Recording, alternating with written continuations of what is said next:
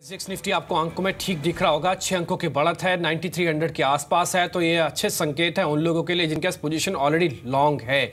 लेकिन इस बीच क्योंकि न्यूज़ फ्लो बहुत ज़्यादा है, चार्ट के हमने एक एजेंडा बनाया जिस पे आप ज़्यादा फोकस आज होते हुए दिखेंगे। यूपी में जो 36,000 करोड़ का लोन वेवर दिया गया है उसके क्या मायने हैं, किसके लिए फ़ायदा किसके लिए नुकसान होगा, ये आज एक जानने का विषय होगा। तो इसलिए आप बने रहिएगा जी बिजनेस की स्क्रीन पर। बल्कि ये 36,000 करोड़ हो सकता है डिस्ट्रीब्यूशन के तौर पर कई सेक्टर्स का चला भी दे। आईटी कंपनीज पे ट्रंप का डंक फिर से दिख रहा है और ये हो सकता है कि प्रोग्रामर्स के लिए थोड़ी सी मुश्किल आ जाए, पर्टिकुलर उन प्रोग्रामर्स के लिए जो अभी यूएस जाना चाहते हैं क्योंकि उनको H1B वीज़ा नहीं मिलने वाला। CLSA ने बढ़ाया निफ्टी का टारगेट, हालांकि CLSA तो अब कह रहा है कि 9700 से 10,000 हो जाएगा। जी बिजनेस ने बजट के बाद ही कह दिया था कि 10,000 अब की बार, तो इस बार फिर से 10,000 की बातें तेज हो गई है। CLSA ने हमारा ही साथ दिया और ये कहा 10,000 पहुंच जाएगा निफ्टी मार्च 2018 तक। अब आते कैबिनेट की आज एक अहम बैठक भी हो सकती है। ये NPS को लेकर आज कुछ संभावनाएं कुछ घोषणाएं हो जाएं तो ये भी एक अहम पॉइंट होगा जो आज नोटिस किया जा सकता है मार्केट के अंदर। इसलिए बैंकिंग पे अगर हरी की बात को भी नोटिस कर लिया जाए, NPA वाले फैक्टर को जो लोन वेवर का है उसको ज़्यादा तवज्जो अब मार्केट शायद आज नहीं दे, लेकिन ये आपके लिए इंपॉर्टेंट होगा। एक दूसरी खबर और एक अहम खबर है वह लिकर को लेकर। लिकर को लेकर जितनी स्मार्ट जितनी फैसला सुप्रीम कोर्ट ने सख्त फैसला सुनाया उतनी स्मार्टली सरकारें भी प्ले कर रही हैं। कई जगह को तो सड़कों को डी नोटिफाइड कर दिया गया। आप इसी से अंदाजा लगा लीजिएगा किसी का टोटल टैक्स रेवेन्यू का 40% चला जाए तो उसको कितनी बेचैनी हो जाएगी उस पर्टिकुलर स्टेट के फाइनेंस मिनिस्टर को। तो इसलिए हर कदम उठाए जा रहे हैं कि लिकर कंपनीज को किस तरह से बचाया जाए और प्रेसिडेंट से भी गुहार लगाई जा रही है कि आप इस फैसले में थोड़ा हस्तक्षेप कीजिए। हरी आपकी रिकमेंडेशन चाहिए। ये कंपनी अब इस समय ऐसी जगह पर आ गई हैं कि SC ने जो किया सो किया, लेकिन अब ये तिगड़म लगा के कहीं ना कहीं अपनी बैलेंस शीट को ज़्यादा नुकसान नहीं पहुंचवाना चाहती। चाहे वो डी नोटिफाइड हो, रूट बदले जा रहे हो और कानूनी दाव पेच लगाया जा रहा हो, हमको क्या करना है? हमको सिर्फ देखना है, बाय करना है, शॉर्ट करना है। नहीं, मैं फ्रैंकली लिकर कंपनीज पे कभी ज़्यादा रिकमेंडेशन दिया नहीं है और मैं मानता हूँ कि ये जो गवर्नमेंट का नोटिफिकेशन आया है उसके डेफिनेटली नेगेटिव रिपरकशंस होने वाले हैं। हमने ऑलरेडी देखा है कि UPL का प्राइस पे काफ़ी प्रेशर आ चुका है and I think the price pressure will be evident across most of them. For example आप UPL की बात कीजिए, UPL के लगभग 60-65% जो आउटलेट्स हैं ये हाईवे के आसपास है, तो इन सब पे डेफिनेटली इम्पैक्ट पड़ने वाला है। देखिए मैं बहुत साल गुजरात में रहा और गुजरात एक ड्राई स्टेट है और मैं जानता हूं कि गुजरात एक ऐसा स्टेट है जहां पे जो ऑफिशियल लिकर नहीं बिकता है, I think that entire market goes into the grey market. तो आई थिंक उसका इम्पैक्ट यही पड़ने वाला है। पर डेफिनेटली जहां तक आपका सवाल है, the impact will be negative as far as the liquor companies are concern. तो I would ideally suggest, I think if you really want to play the liquor companies, better to play it on the short side.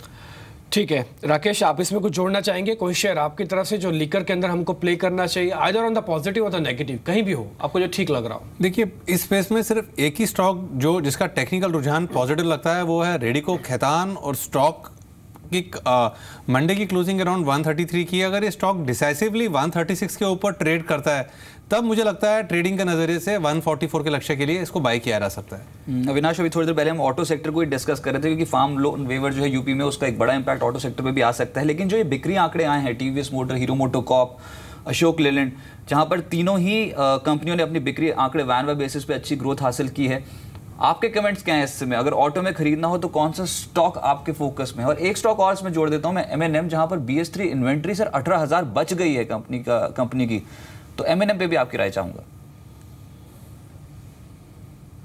रजत, मैं समझता हूं कि two wheeler space में हमको लग रहा है कि TVS मोटर्स शायद सबसे अच्छा विकल्प हो सकता है और उसके बाद हीरो मोटर कॉर्प। हमको लग रहा है कि जो BS3 की जो इन्वेंट्री है वो तो ऑलरेडी इन कंपनीज ने डिस्पोज कर दी है, लेकिन होपफुली इस बार मानसून अगर अच्छा होता है, अगर होपफुली रेट कट्स और भी अनाउंस होते हैं तो इसका इम्पैक्ट आपको टू व्हीलर बिजनेस देखने को मिलेगा। रूरल डिमांड डेफिनेटली काफ़ी इंपॉर्टेंट रहेगी। और रही बात महिंद्रा एंड महिंद्रा की, तो हमको लग रहा है कि ट्रैक्टर सेल्स में डेफिनेटली जिस प्रकार की तेज़ी हमने पिछले महीने देखी थी, करीबन 32% वॉल्यूम ग्रोथ बढ़ा है। हमको लग रहा है कि जो इन्वेंट्री है वो ज़्यादातर कमर्शियल व्हीकल्स की, यूटिलिटी व्हीकल्स की है और ये डेफिनेटली कंपनी को एक शॉर्ट टर्म इम्पैक्ट मार्जिन्स पे देगा क्योंकि ये डीलर से उनको वापस लेनी पड़ेंगी, उनको BS4 व्हीकल से रिप्लेस करनी पड़ेगी। तो ऑब्वियसली ये शॉर्ट टर्म का धक्का रहेगा, लेकिन ओवरऑल FY18 का आउटलुक महिंद्रा के लिए अच्छा होना चाहिए। हरी, एक शेयर देखिए आप, रिलायंस कैपिटल, इस पर न्यूज़ फ्लो बहुत इंपॉर्टेंट है, इसलिए आपसे जानना ज़रूरी है। ये प्राइम फोकस में ना इनका 35% हिस्सा ये बेच रहे हैं और एक चाइना की कंपनी को बेच रहे हैं। ये तो एक हिस्सा है। दूसरा हिस्सा ठीक 24 घंटे पहले आया था, जिसमें दिवांग मोदी, जो कि पहले बजाज फाइनेंस के में थे, वो अब इनके कॉमर्शियल डिवीज़न के CEO नियुक्त हो गए हैं। ऐसा बोला जाता है कि दिवांग मोदी बिज़नेस को बहुत तेज़ी से बढ़ाते हैं और इन्होंने भी ये डिसाइड किया कि कॉमर्शियल जो बिज़नेस है उसको अगले 2 साल में या 3 साल में करीब 2 गुना कर देंगे। ये कॉमर्शियल सेगमेंट में भी आना चाहते हैं, फाइनेंसिंग के सेगमेंट में। रिलायंस कैपिटल अभी 600 का है। मैं आपसे ये राय लेना चाहता हूँ कि मैं एक पोर्टफोलियो डिज़ाइन कर रहा हूँ, उसमें रिलायंस कैपिटल को जगह दे दूँ। यदि आप एक 2 से 3 साल के नजरिए से बना रहे हैं तो मैं तो मानता हूँ definitely Reliance capital should be part of your portfolio. देखिए, हमने बजाज का ग्रोथ देखा है और वो लोगों ने कमर्शियल फाइनेंस में बहुत अच्छा ग्रोथ दिखाया है with very low NPA. I think इसमें सबसे बड़ा गेम सिर्फ ग्रोथ का नहीं होता बट एनपीए मैनेजमेंट का भी होता है और ये बजाज ने बहुत बेहतरीन तरीके से किया है। मैं मानता हूँ कि रिलायंस कैपिटल का जो स्ट्रैटेजी है कि जितने भी उनका नॉन कोर इन्वेस्टमेंट्स है, जैसे इंश्योरेंस हो या बाकी उनका प्राइम फोकस हो, ये सारे नॉन कोर फोकस एरिया से बाहर निकल रहे हैं and they plan to focus largely on home finance and commercial finance, जो मेरे ख्याल से it's going to be very very big growth area. That strategy is perfectly right. इनका नेटवर्क है, मार्केट है, एक रिलायंस जियो है उनका ग्रुप कंपनी का, अदर ग्रुप कंपनी का, जिसमें लेवरेज कर सकते हैं। तो आई थिंक मेरे ख्याल से ये जो स्ट्रैटेजी फॉलो कर रहा है it's a right strategy and definitely अगले 2 साल में काफी फायदा होने वाला है इसको। समित चौहान जी इसमें मेरे साथ मौजूद है, इक्विटी टेक्निकल एनालिस्ट हैं एंजल ब्रोकिंग से। समित नमस्कार, स्वागत है आपका। सर, आपको मार्केट्स इस पर्सपेक्टिव पे कैसे लग रहे हैं? क्या हम इवनली पॉइज्ड हैं, यहाँ से अच्छी तेजी बन सकती है क्या ऑल टाइम हाई लेवल्स पे, और कौन से स्टॉक्स को क्लोजली फॉलो कर रहे हैं?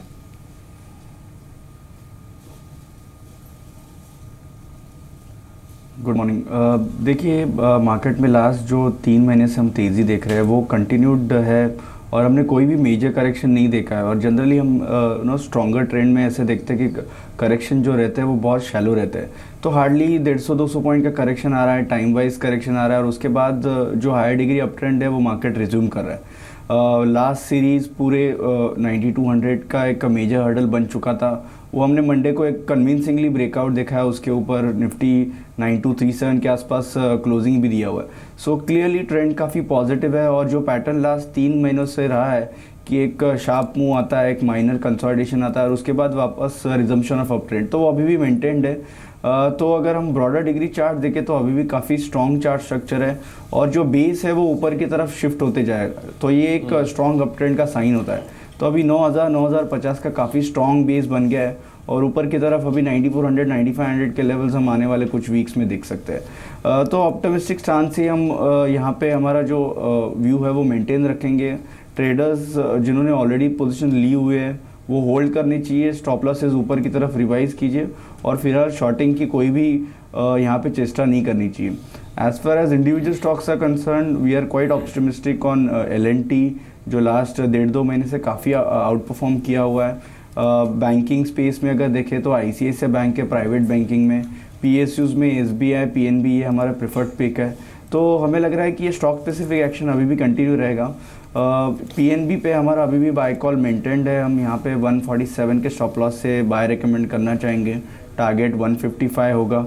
सेकेंड बाय हमारा बजाज ऑटो पे होगा जो एक थोड़ा कॉन्ट्रा बाय है बट ब्रॉडर डिग्री चार्ट्स काफ़ी स्ट्रॉन्ग है, 2800 का काफ़ी स्ट्रॉन्ग सपोर्ट है, तो 3030 का हम इमीडिएट टारगेट इसमें एक्सपेक्ट कर रहे हैं। 2748 के स्टॉप लॉस से इसमें भी खरीदारी की जा सकती है। और तीसरा बाय जैन इरिगेशन होगा जिसने मंडे को एक प्राइस वॉल्यूम ब्रेकआउट दिया है, तो हमें लगता है कि आने वाले कुछ दिनों में 108 के टारगेट इसमें आ सकते हैं, 9550 का स्टॉप लॉस होगा। ठीक है, Jain irrigation point to be noted है। आज का शेयर है, सुबह 7 बजे हमको मानस ने भी एक कॉल दी थी टेक्निकली बेसिस पर, आप समित भी कह रहे हैं कि चल सकता है। जैन इरिगेशन अच्छा डेरिवेटिव्स की क्लोजिंग भी देखा गया है, ध्यान रखें आज इस शेयर पे, इसके अंदर अच्छा मूव देखने को मिल सकता है। अविनाश, रिलायंस इंडस्ट्रीज पे क्या करना चाहिए? देखिए, अभी दहाइच पेट्रोकेमिकल की इकाई को भी एनवायरनमेंट की मंजूरी आ गई है। ये 13,250 करोड़ रुपए वहाँ पे कैपेक्स लगाएंगे, निवेश करेंगे वाले हैं। असल में प्रॉब्लम यहाँ से नहीं है कि इनको मंजूरी मिल गई है, प्रॉब्लम इसकी प्राइसिंग में छिप गई है। पहले सभी क्लाइंट्स अपने डीलर्स को इसलिए कहते थे, गुस्सा करते थे कि आपने रिलायंस क्यों ले रखा है, ये तो चलता ही नहीं है। अब सारे ही क्लाइंट्स डीलर को इसलिए गुस्सा करते हैं कि आपने रिलायंस क्यों नहीं लिया, ये तो बहुत तेज चल रहा है। एक्चुअली प्रॉब्लम में डीलर्स हैं, वो सलाहकार हैं जो सलाह दे रहे हैं रिलायंस पे। वो 1200 पे अगर चूक गए हैं तो उनको और डांट पिटेगी, क्योंकि 1380 हो चुका है ये, और इस खबर के बाद हो सकता है 1400 भी हो जाए।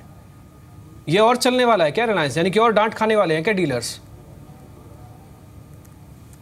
नहीं, आई थिंक डिम्पी आपने सही कहा कि जिस प्रकार की तेज़ी ऑलमोस्ट 25-26% का ग्रोथ हमने जो रिलायंस के शेयर प्राइस में देखा है, इसने मार्केट्स को और सारे प्लेयर्स को काफ़ी पॉजिटिवली सरप्राइज़ किया है।